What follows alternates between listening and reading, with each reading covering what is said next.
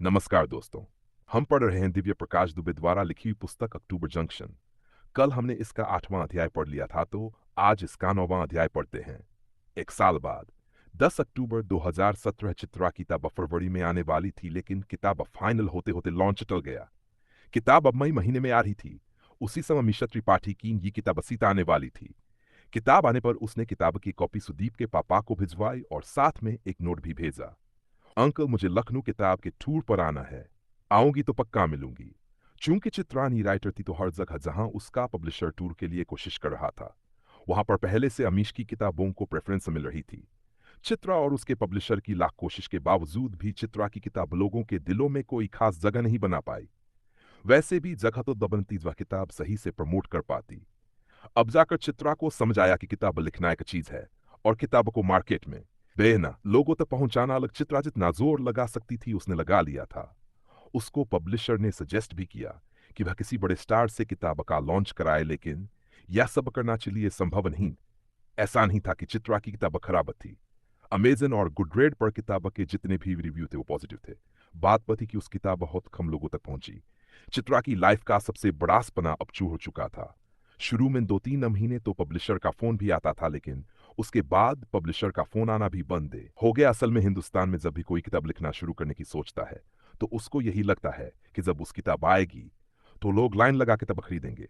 जहां बोलने जी, वहां ऑटोग्राफ के लिए भी लग जाएगी। कमाल की बात है, सोशल मीडिया और YouTube, Netflix, Amazon prime video distraction के बाद पहले तो किताब पूरी कर लेना अपने आप में एक बड़ा काम है। उस पर से किताब आ जाना ही अपने आप में इतनी बड़ी बात हो जाती है कि किताब बिकने तक आदमी के अंदर इतना जश्न नहीं बचता कि मेहनत कर पाए। चित्रा किताब के न चलने की वजह से टूट गई थी। कितने साल से उसने सोच कर किताब आने के बाद से उसकी जिंदगी बदल जाएगी। किताब पता नहीं कब से उसके अंदर पल रही थी। किताब का मर जाना ऐसे ही था जैसे उसको कोई बच्चा छोड़कर चला गया हो। इस बार वह सबसे ज्यादा बेसब्री से अक्टूबर का इंतजार कर रही थी। उसका सुदीप से लिपटकर जोर से रोने का मन था। उसने 9 तारीख की रात में सुदीप से बात की तो पता चला कि उसका किसका फैसला आना है। उसको कोर्ट जाना पड़ेगा। तुम बोलो तो आ जाऊं मैं, जैसा तुम्हारा मन करे, सुदीप ने कहा। उसने न किताब के बारे में कुछ पूछा, न ही चित्रा का हाल लिया। चित्रा को थोड़ा बुरा लगा, लेकिन जब पहली बार चित्रा और सुदीप मिले थे, उसके बाद से शायद ये पहली बार था जब दोनों को एक दूसरे की सबसे ज्यादा जरूरत थी। चित्रा ने फ्लाइट बुक की और वो सीधे ही कोर्ट पहुंची। सुदीप कोर्ट यानी नेशनल कंपनी लॉ ट्रिब्यूनल में अपने फैसले का इंतजार कर रहा था। आज ही उसकी लाइफ का सबसे बड़ा फैसला आना था। इस बड़े फैसले के मद्देनजर मीडिया की अच्छी खासी भीड़ इकट्ठा थी। हालांकि सुदीप अब किसी भी सोशल मीडिया के प्लेटफॉर्म पर नहीं था। एक दो रिपोर्टरों ने उसका व्यू जानने की कोशिश की, लेकिन सुदीप ने कोई भी जवाब नहीं दिया। सुदीप कोर्ट रूम के बाहर बेंच पर बैठा इंतजार कर रहा। सुदीप ने आज अपनी कंपनी बुक माई ट्रिप की टी शर्ट पहनी हुई थी। सुदीप ने बुक माई ट्रिप की टी शर्ट पहनी है, यह खबर न्यूज में जाने लगी। चित्रा आ चुकी थी। वह चुपचाप आकर सुदीप के पड़ोस में बैठ गई। बेंच पर बैठे बैठे सुदीप ने चित्रा को गले लगा लिया। सुदीप के वकील ने खबर दी कि अब से 20 मिनट बाद फैसला आ जाएगा। सुदीप बिल्कुल धीर गंभीर शांत था, जैसे कि फैसले से उसको कोई फर्क नहीं पड़ने वाला था। वह किसी से नजर नहीं मिला रहा था। उसकी नजरें जमीन की ओर ही टिकी थीं। किताब अच्छी थी तुम्हारी, क्या फर्क पड़ता है? किताब फ्लॉप तो हो गई, चित्रा ने जवाब दिया। अगली किताब लिख रही हो कि नहीं? नई किताब का एक ड्राफ्ट पूरा हो गया है। गुड, इस बार किताब छपने से पहले मुझे भेजना। सुदीप के वकील ने सुदीप को अंदर बुलाया। चित्रा भी साथ अंदर आई। सुदीप ने चित्रा का हाथ पकड़ लिया। बुक माई ट्रिप के कुछ ऑफिसर के साथ अभिजात और सुनैना भी आए हुए थे। सुदीप ने अभिजात और सुनैना को गले लगाया और बोला, congratulations, wish you guys an amazing married life. अभिजात और सुनैना दोनों ही सुदीप से आंख नहीं मिला पा रहे थे। माहौल खिंचा हुआ था। सुदीप ने अपनी जेब से एक कागज निकालकर अभिजात की तरफ बढ़ाया। सुदीप ने बुक माई ट्रिप को आगे ले जाने के लिए बहुत सारी चीजें सोची हुई थीं। उसने वो सब कुछ लिखकर अभिजात को दे दिया कि शायद ये कुछ काम आए। सुदीप ने चित्रा की तरफ देखा और बोला, बुक माई ट्रिप दुनिया में ट्रैवल की 10 सबसे बड़ी कंपनियों में से एक हो सकती है। मुझे पूरा विश्वास है कि तुम इसको वहां तक लेकर जरूर जाओगे। L the very best. अभिजात के पास इसके जवाब में कहने के लिए कुछ नहीं था। सुनैना चित्रा की तरफ देखकर यह पता लगाने की कोशिश कर रही थी कि यह है कौन। इसको कभी पहले नहीं देखा। सुदीप और सुनैना की आपस में कोई बात नहीं हुई। वकील ने सबको बैठने के लिए कहा। जज साहब फैसला सुनाने वाले थे। फैसला सुनाने से पहले जज साहब ने सुदीप को बुलाया और पूछा, कभी लॉटरी का टिकट खरीदा है आपने? सुदीप ने जवाब दिया, सर लॉटरी पर कभी भरोसा ही नहीं रहा, और मैं लखनऊ का रहने वाला हूं, वहां लॉटरी पर बैन भी है। जज साहब सुदीप की बात सुनकर हंसे और फैसला पढ़ने लगे। सुदीप फैसले के दरमियान जमीन में देख रहा था। चित्रा ने उसका हाथ पकड़ा हुआ था। जैसे जैसे फैसला सुनाया जा रहा था, वैसे वैसे पूरा कोर्टरूम शांत होता जा रहा था। कोर्टरूम में पिन ड्रॉप साइलेंस हो गया था। फैसले के हिसाब से जिस तरह से सुदीप को उसकी कंपनी से बेदखल किया गया वो गलत था। सुदीप अब अभी कंपनी के 15% मालिक, जिसकी वैल्यू आज की तारीख में कंपनी की वैल्यू के हिसाब से डिसाइड होनी थी। आज की वैल्यू के हिसाब से सुदीप को लगभग 110 करोड़ रुपये मिलने वाले थे। फैसले में यह भी कहा गया कि चाहे तो कंपनी में काम कर सकता है। सुदीप ने तुरंत ही इसके लिए मना कर दिया। बुक माई ट्रिप को अब वह पीछे छोड़ चुका था। फैसला सुनते ही सुदीप के वकील उछल पड़े। चित्रा ने खुशी से सुदीप को गले लगा लिया। सुदीप ने कोई ज्यादा रिएक्शन नहीं दिया। वह उठकर अभिजात के पास गया और उससे हाथ मिलाया। अपनी जेब से प्रेस के लिए स्टेटमेंट निकालकर उसने अपने वकील को दे दिया। वह अब इतने पैसों का क्या करेगा? क्या वह कोई नई कंपनी डालेगा? इसकी कोई भी जवाब किसी के पास नहीं। सुदीप एक बार फिर से हीरो था। बहुत दिनों बाद इतने कैमरे उसके पीछे भाग रहे थे। वह नोकमेट्स बोलकर वहां से निकल गया। अगले दिन सुबह न्यूज़पेपर की हेडलाइन थी कि सुदीप यादव ने अपने कुल रुपयों का 80% दो हिस्सों में बांट देने का वादा किया है। पहला 40% का हिस्सा यानी कि 121 करोड़ रुपये कंपनी के शुरुआती लोगों को मिलेंगे, और दूसरा 40% का हिस्सा दान में कुछ एक एनजीओ को मिलेगा। बचे हुए 20% उसने अपने पास रखे थे। अपने प्रेस स्टेटमेंट की आखिरी लाइन में सुदीप ने लिखा था, I am just 32 and it's too early in life to get serious about money ETC. मेरी उम्र अभी केवल 32 साल है। रुपयों को लेकर सीरियस होने के लिए पूरी जिंदगी पड़ी है। सुदीप बुक माई ट्रिप में काम करने वाले हर एक इंसान का हीरो था। अखबार में, सोशल मीडिया पर लोग सुदीप के बारे में केवल क्या सलगार है कि वहां ये कंपनी डाल रहा है। हर न्यूज चैनल की अपनी खबरें थी और हर अखबार के हिसाब से हर खबर सही थी। चित्र के साथ ही ताज में रुकी हुई थी। सुदीप ने सुबह का अखबार भी नहीं देखा था। चित्रा ही उसे देख देख कर सब बता रही थी। सुदीप अब हल्के मूड में था, जैसे कोई बोझ उतर गया हो। सुदीप को किसी भी चीज की खबर करता नहीं। वैसे भी सुदीप ने अपना नंबर बंद कर दिया था।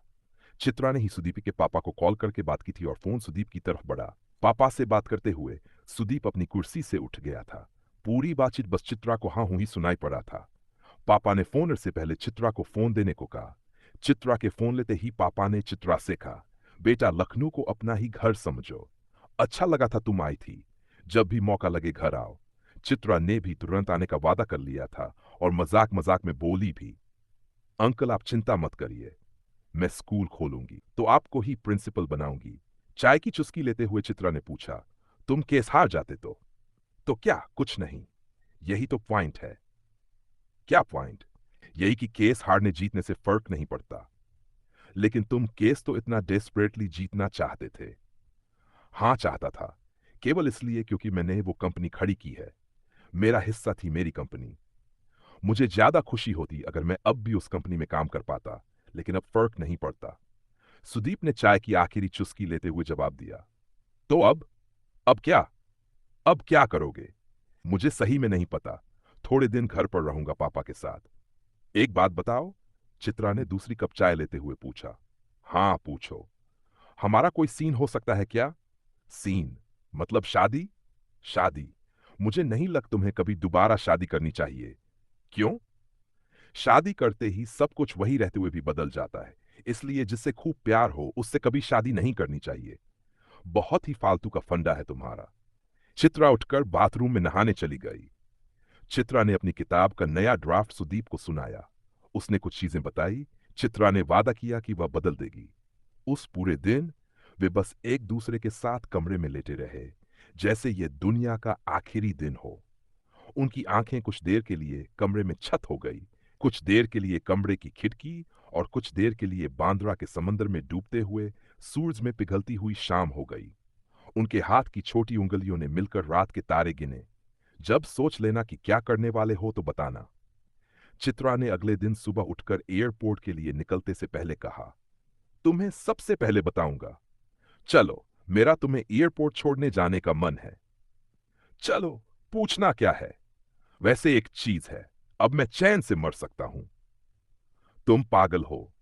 ये सब बोरिंग बातें मत किया करो। अभी तो लाइफ शुरू हुई है तुम्हारी। बस हो गया। मुझे बचपन से ऐसी कहानियां पसंद आती थी जिसमें लास्ट में हीरो कुछ नहीं करता।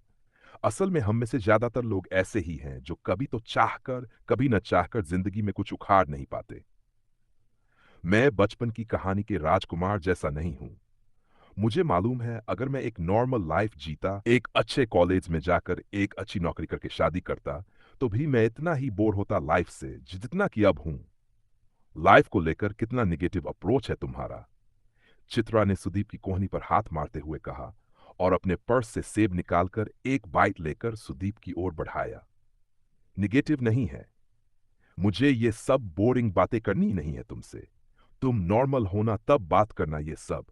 अभी कल तुम इतना बड़ा केस जीते हो और कैसी बहकी बहकी बातें कर रहे हो।